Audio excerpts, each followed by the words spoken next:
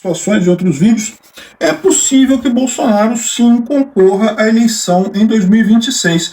Quem dá essa margem é o próprio STF, que volta e meia agora rever reeleição, reelegibilidade do pessoal, né, muda os critérios ao sabor do vento, né, e se os critérios não são firmes, isso significa que o critério pode mudar ao longo dos próximos 3 anos aí, até a eleição de 2026. Vamos entender aqui por que os petistas estão preocupadíssimos, não querem esquecer Bolsonaro de jeito nenhum, porque eles sabem que o Bolsonaro pode vir em 2026 e pode ganhar a eleição em 2026 sim. Vamos entender esse assunto aqui, de que maneiras isso pode acontecer.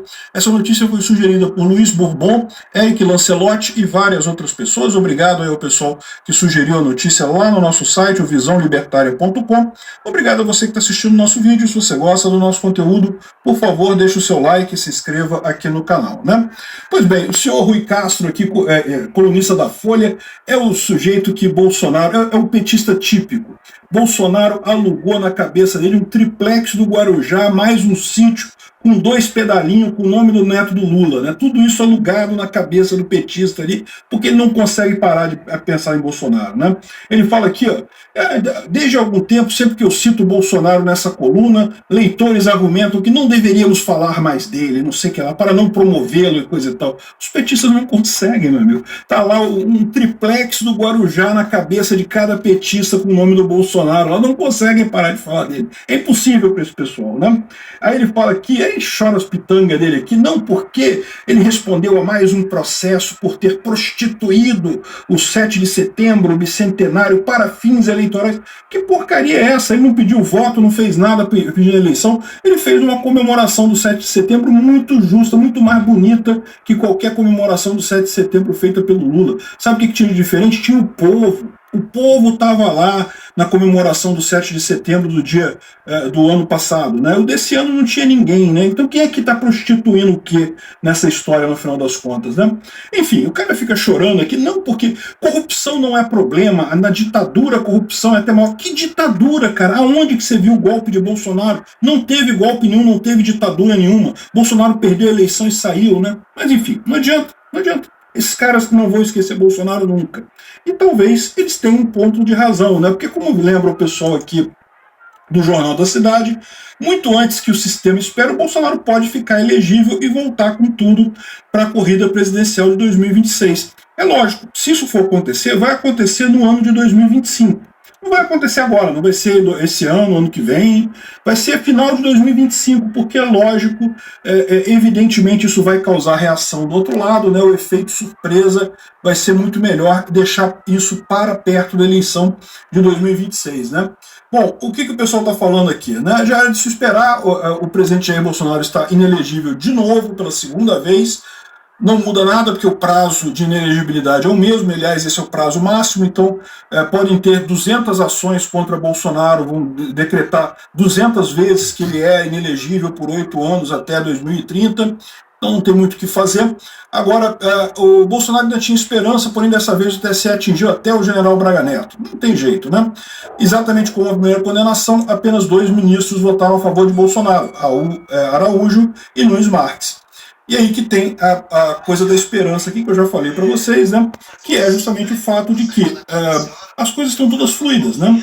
O TSE mudou um monte de jurisprudência para aproveitar para ajudar o PT e coisa e tal, descondenou o Lula pela corrupção da Lava Jato para poder ele concorrer de novo. Então aquele negócio, se não tem as decisões judiciais não têm uma solidez no tempo, né, como deveriam ter, a culpa é exclusivamente do STF e automaticamente autoriza a gente a imaginar que sim, em tese, o Bolsonaro pode ser chamado a concorrer, pode ser declarado elegível de novo. Mas como é que poderia ser isso? Como é que seria essa situação, né?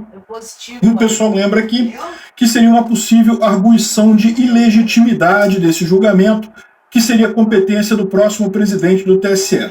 Olha só, isso aqui não é tão simples assim, tá? Por quê? A arguição de ilegitimidade é quando você tem dois tipos, a ilegitimidade ativa e a ilegitimidade passiva. Ou seja, a parte que entrou com a ação, ela não é a parte que deveria entrar com essa ação, seria a arguição de ilegitimidade ativa. Isso seria se. Mas eu acho difícil isso, porque quem pediu essas inelegibilidades foram partidos políticos. Pela Constituição, o partido político pode sim pedir o abuso, né, entrar com ação no TSE pedindo abuso de poder eleitoral, então não vejo muito como criticar isso daqui. O que poderia ser feito é a arguição de legitimidade passiva, ou seja, não seria aplicada a Bolsonaro. Isso daí já teria alguma possibilidade, mas seria uma forçação de barra grande. Olha só, se você olhar aqui no Código de Processo Civil, que lembra, o processo, todos os processos no Brasil, o processo penal, processo eleitoral, todos eles, processo trabalhista, todos eles usam o Código de Processo Civil como a resolução final, né?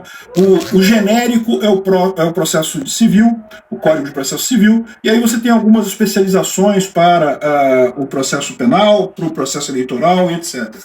Enfim, aqui ó, olha só, no artigo 338, diz que o réu pode alegar na contestação ser parte ilegítima, ou não ser o responsável pelo prejuízo invocado, e o juiz facultará ao autor em 15 dias a alteração da petição inicial para substituição do réu. Isso daqui, eu não sei se caberia, porque na verdade já foi julgado o processo lá no TSE, né? Então não me parece muito possível essa arguição de legitimidade, tanto a passiva quanto a ativa, não me parece muito possível isso daqui não. Mas, de novo, é aquilo que eu falo para vocês. Olha, quem vai decidir isso, certamente o Nunes Marques é o presidente, ele pode dar uma liminar nesse sentido. É lógico, teria que ser julgado no plenário como um todo, mas o Nunes Marques poderia dar uma liminar com isso. Bolsonaro poderia concorrer na eleição, e aí pode ganhando a eleição ia ficar muito complicado não dar o cargo para ele, né? Então, no final das contas, possível mas eu acho que a arguição de ilegitimidade não seria a melhor coisa, uma vez que o processo já foi julgado, né, já foi sentenciado, e muito provavelmente o Bolsonaro vai recorrer ao STF, mas no STF eles muito provavelmente vão corroborar e vão manter a pena contra Bolsonaro, né, porque vocês sabem, né, a gente está vivendo aí numa coligação PT-STF que está complicado mesmo, né?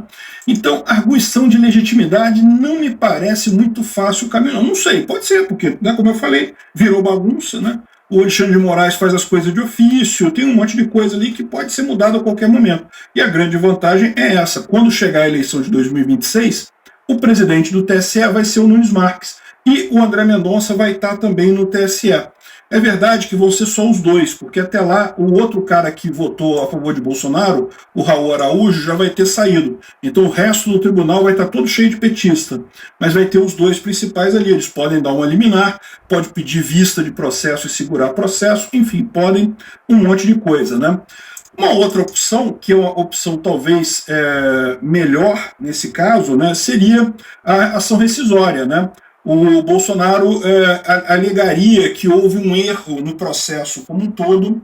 Olha só o que diz aqui o artigo 966 do Código de Processo Civil. A decisão de mérito transitada em julgado pode ser rescindida quando se verificar que foi proferida por